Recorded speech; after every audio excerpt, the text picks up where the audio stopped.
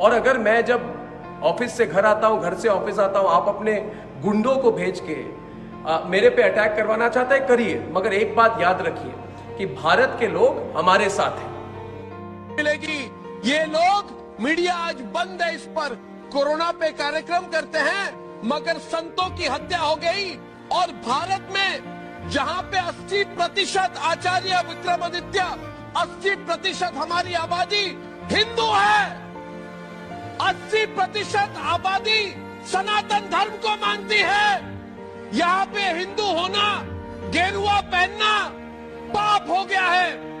मैं पूछता हूं और पूछता है भारत आज,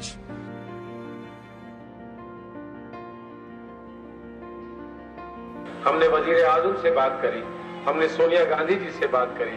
सोनिया गांधी जी को उस हादसे की हमने तस्वीरें दिखाई तो उनके आंसू फूट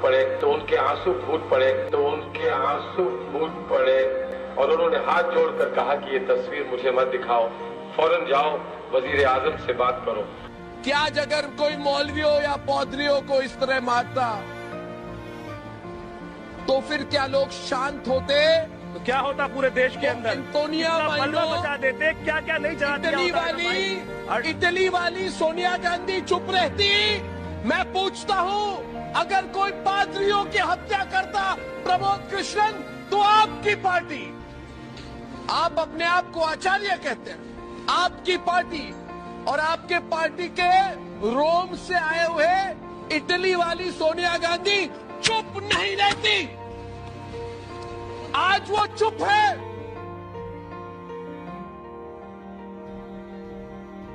वहां पर करीब 1,500 से 2,000 लोगों की भीड़ थी। आरोप यही लग रहे हैं कि इनमें ज्यादातर लोग आदिवासी नहीं बल्कि सीपीएम और एनसीपी के स्थानीय नेताओं द्वारा लाए गए लोग थे। बताया यह भी जा रहा है कि भीड़ में काश्तकारी नाम के क्रिश्चियन मिशनरी संगठन के लोग भी थे।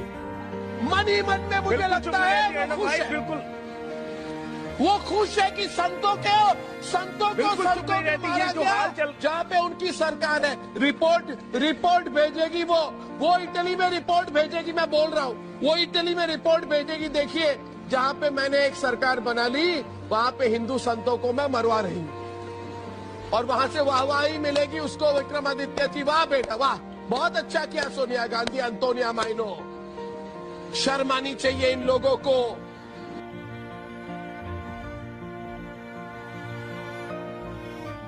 सोनिया गांधी को कहना चाहता हूं कि आप और आपकी सारी परिवार सबसे कायर है, डरपोक है, जो आपको लगा कि मुझ पे और मेरे वाइफ पर आप अटैक कर सकते हैं मुंबई के बीच सड़क में, तो करिए आप अटैक। आप जितना करना चाहिए आप करिए। आप अपने गुंडों को लाइए, अपने गुंडों के फौज को लाइए।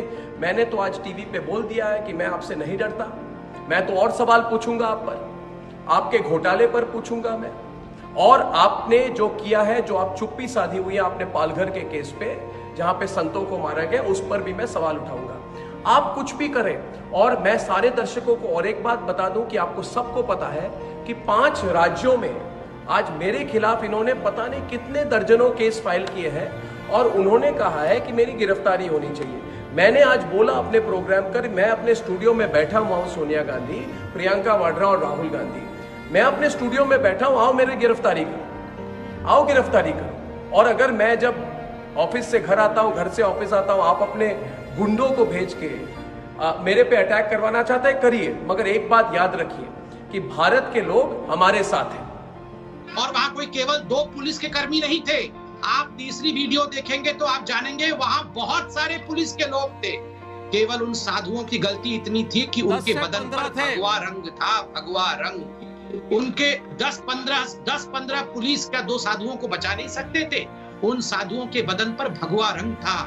वो कोई मौलवी नहीं थे, उनकी बड़ी बड़ी दाढ़ियां नहीं थी, उनका नाम अखलाक या तबरेज नहीं था।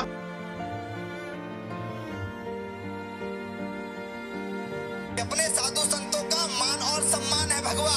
प्राणों से जो प्यारा तिरंगा वो झंडे की शान है भगवा। झंडा जब जब आता है रंग भगवा का लाता है। सूरज के अंदर देखो तुम भगवा ही लहराता है। भगवा अपना जीवन है, भगवा अपनी पहचान है। अमेरिका जैसे देशों में भी भगवा का गुणगान है, भगवा का सम्मान यानी पूरे देश का सम्मान है।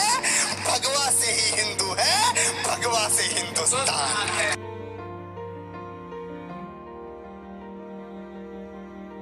इस बार हत्या हुई है हमारे दिव्य संतों की, जिसमें क्षति हुई है हमारे अंतःकरणों की।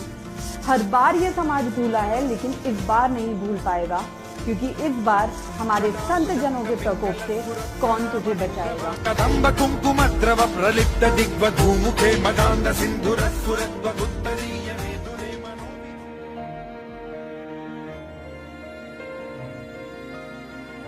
कांग्रेस पार्टी को